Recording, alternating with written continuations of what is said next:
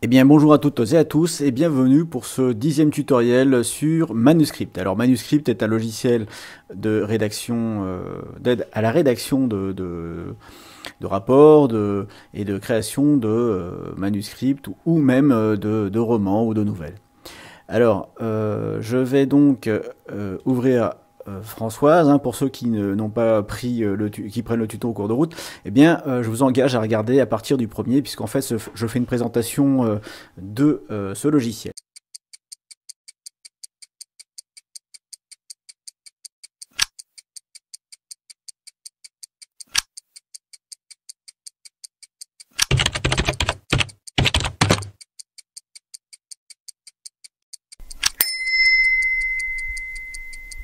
Alors, on s'est arrêté au mode plan.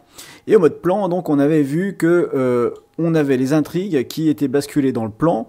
Et dans ce plan, on pouvait donc ici rajouter des plans, des choses enfin des bouts de texte qui permettaient après de les agencer. Alors pour les agencer, on a donc le module de rédaction. Alors avant de rentrer complètement dans ce module, il faut voir ici le fait que, eh bien, on peut activer ou désactiver des modules d'affichage dans l'écran. On va voir donc le module feuille de recherche que je désactive, recherche qui est désactivée également. Par contre, navigation va être ici intéressant pour avoir cette partie-là. Sauf si vous restez tout le temps dans rédaction où vous n'en aurez pas besoin. Après, on va voir l'arborescence. Alors, l'arborescence est vitale, voire primordiale, puisque comme vous voyez ici, si je clique, je peux de nouveau recliquer sur n'importe quelle partie de texte que je veux créer, et ça me permet de la voir. On va voir ensuite les métadonnées. Alors les métadonnées, c'est les propriétés, savoir de quel point de vue on voit ça, si c'est en cours, à faire, au brouillon et autres, vous voyez.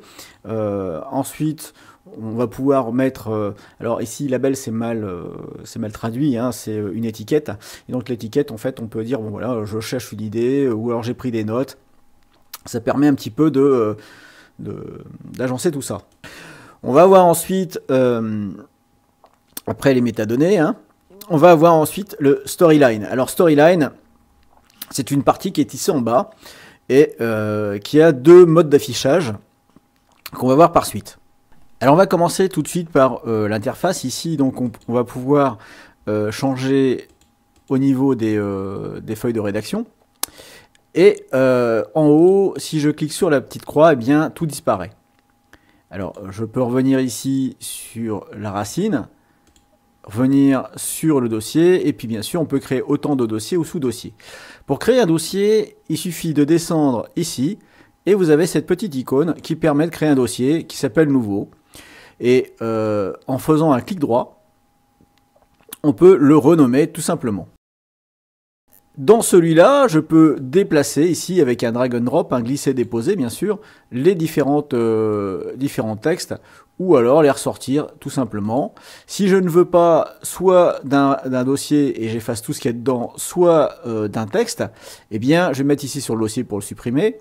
Je peux cliquer sur le moins. Alors avant, si je veux créer une nouvelle feuille, je crée une nouvelle feuille.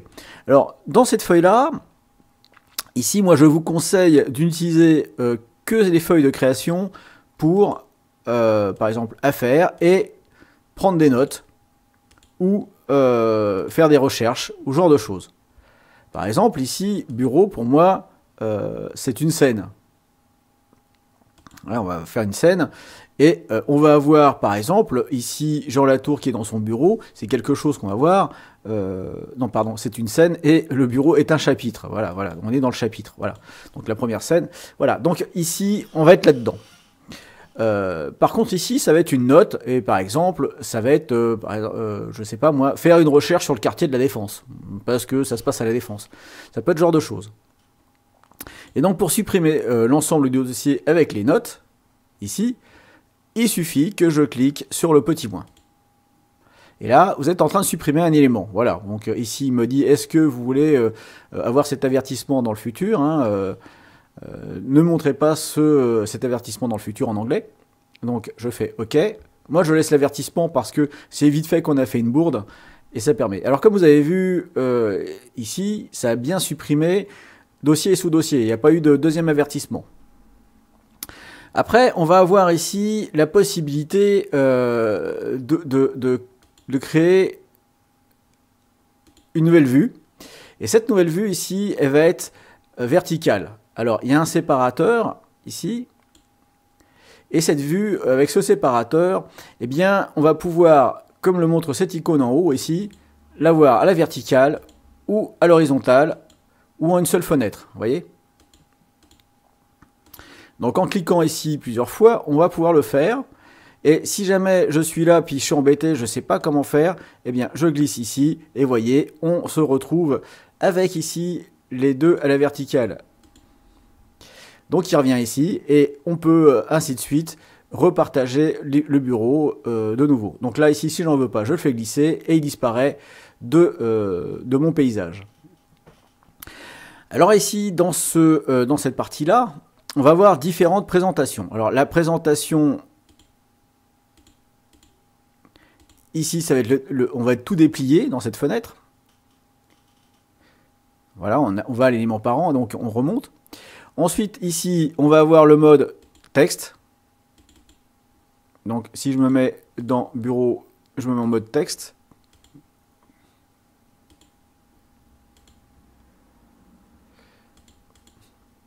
Donc je ferme ici. Alors vous voyez, quand j'affiche, je clique ici, il ne se passe rien. Regardez bien l'icône là-haut, hein, on a un affichage en colonne. Donc je vais me remettre ici avec le petit carré. Et à ce moment-là, ici, je vais avoir mon affichage. Donc ici, quand je suis sur le dossier bureau, soit je vais avoir affichage en texte, soit en étiquette, soit ici en plan, donc avec les différentes présentations. Lorsque je suis en mode écrit, je n'ai rien de particulier à changer. Par contre, en mode carte, ici, vous avez ce curseur qui vous permet de l'agrandir ou de le rétrécir à votre guise et qui permet donc, de façon dynamique, de déplacer le plan et ainsi d'ordonnancer, en fait, comme si vous triez des feuilles à la main en mettant la première qui est ici Jean Latour, la deuxième, la troisième, donc de façon séquentielle, de gauche à droite et de haut vers le bas, comme dans le sens de l'écriture. Donc ce mode de présentation vous permet donc de changer les chapitres, enfin les bouts de chapitres pour agencer un petit peu votre intrigue comme on avait vu initialement. Et en mode texte, c'est pareil, vous n'avez pas d'autre mode de présentation. On va voir en dessous, ici, un curseur, et en dessous un petit bouton hyper bien caché. Donc ici, c'est montrer les intrigues ou montrer les personnages. Alors on ne voit rien, c'est normal, parce qu'il faut cliquer sur ce petit bouton pour un rafraîchissement. Donc là, si c'est en petit, c'est pas compliqué, hein, on agrandit avec ce curseur. Et là, on va avoir nos différentes intrigues avec, je dirais, une avancée du temps de gauche vers la droite. Donc dans un premier temps, ici, on va voir Philippe est au volant de sa voiture de sport. Ensuite, on va voir Carole promène son chien. Ensuite, on va voir Philippe au volant de sport, et ainsi de suite. Donc on voit ici les enchaînements. Si je prends en haut le mode, ce mode-là, je glisse ici, voilà, eh bien je rafraîchis, et on va voir un changement qui s'opère directement. Alors ça, c'est la première mode de présentation. Ici, on ne peut rien changer, c'est visuel, hein, il n'y a rien à faire. Si je fais un clic droit, un double clic, voilà. Si je fais un double clic, si, en fait, ça va nous lancer sur le texte. Par exemple, ici, Carole promène son chien. Je clique, et ouais, on a ici, tout en haut, Carole appelle les secours. Donc ça nous permet de voir les intrigues différemment. Les couleurs qui sont là, eh bien, ce sont les couleurs au niveau des intrigues. Ici, vous aviez les personnages. Et on va retrouver les mêmes codes couleurs. On a une deuxième présentation qui va être ici montrer les personnages. Et là, en fait, alors je clique ici, on va voir tous les personnages présents et leur apparition dans les différents chapitres. Donc ici, Carole promène son chien. Et on va chercher ici, alors j'ai pas de Carole. Par contre, j'ai Jean Latour qui apparaît déjà dans l'accident et dans la partie bureau. Voilà, donc on va voir ça comme ça. Donc maintenant, si je rédige mon texte, on peut le rédiger directement ici. Voilà, j'écris en jojonien courant, vous voyez. Et on peut avoir donc ce mode-là qui est le mode de rédaction. Alors tout en bas, on va avoir cette double flèche qui permet d'agrandir. Et là, on bascule dans un écran qui est un écran d'écriture pure et dure. Si je mets la souris tout en haut, en fait, on va pouvoir tourner, lancer un correcteur d'orthographique et donc si je lance, voilà, il me dit qu'il ne comprend pas mon mot. On peut tourner, aller à la page suivante. Là, on est sur Dumont à son téléphone qui sonne, donc on change de feuille. Et ici, on peut en ajouter une. Si je vais toujours en haut, à côté de la barre titre, je peux fermer avec cette croix. Si je vais tout en bas, donc je déplace ma souris en bas, eh bien, je vais avoir le nombre de mots et l'heure ici hein, qui est donnée. Et vous allez avoir le thème. Alors ici, moi j'ai sur nouveau thème, mais je peux mettre sur old school. Et normalement, ça change de thème. C'est peut-être le même. Voilà, ici on a un autre thème où on va rédiger là-dessus. Donc en fait, cette interface ici, alors je clique en haut. On peut rajouter et paramétrer différents types d'interfaces. Et pour cela, on va aller dans Édition, Réglages. Et dans les réglages, alors j'écarte ici un petit peu, on a plein écran. Et dans plein écran, en fait, vous avez donc les différents réglages. Et moi, j'avais fait un nouveau thème. Et ces réglages, en fait, on peut en créer un nouveau, le modifier ou les supprimer. Alors, comment est-ce que ça fonctionne exactement? Eh bien, c'est pour vous donner un affichage plein écran, ou pas plein écran. Vous voyez, moi ici, dans ce thème-là, moi j'avais voulu privilégier l'intégralité de mon écran, alors que dans les thèmes par défaut, vous avez par exemple ici, celui-ci, qui, lui, donne une page. Donc, la petite flèche ici pour déployer.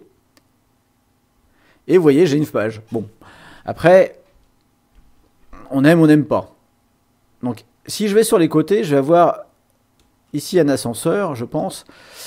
Alors, d'où est-ce que ça vient cette présentation? Alors, c'est pas anodin. Si on va sur Focuswriter, ici, donc il y a la version 1.7.6, eh bien, Focuswriter, c'est pareil. C'est donc un logiciel d'écriture externe dont cette partie-là est implémentée directement dans le logiciel que on utilise, c'est-à-dire Manuscript. J'avais un trou, excusez-moi. Donc, avec Focuswriter, eh bien, vous avez possibilité aussi d'avoir un écran noir et de fonctionner comme ça. Alors moi, je fais F11 et je suis carrément en plein écran. Et là, je peux écrire donc du vert sur du noir pour pas abîmer mes petits yeux fatigués. Alors, et là, c'est pareil. En glissant la souris tout en haut, on peut fermer tout simplement. Voilà, je fais quitter, vous l'avez pas vu, j'abandonne. Hop. Et voilà donc pour cette partie-là au niveau de l'agencement. Alors, elle n'est pas facile à comprendre dans un premier temps parce qu'on se demande ce que c'est que ce truc-là. Donc, on est obligé à chaque fois de renouveler ici le rafraîchissement. On a les différents textes. Et ma foi, bon, des fois ça peut être compliqué, mais je sais pas, peut-être que on peut écrire une intrigue en passant d'une intrigue à l'autre. Je sais pas comment vous fonctionnez, ou alors si vous avez fait une partie note Par exemple, vous ouvrez ici une partie notes, hein, tout simplement, que vous voulez mettre en fin de livre en disant voilà mes références, j'ai pris des références au tel ou tel livre, donc ici vous allez mettre entre crochets le petit 2, et puis à la fin, ici petit 2, référence, je sais pas moi, une citation de quelqu'un. Voilà ce qu'il en est pour donc Manuscript, et on en reste là pour aujourd'hui. Allez, bye bye, à plus.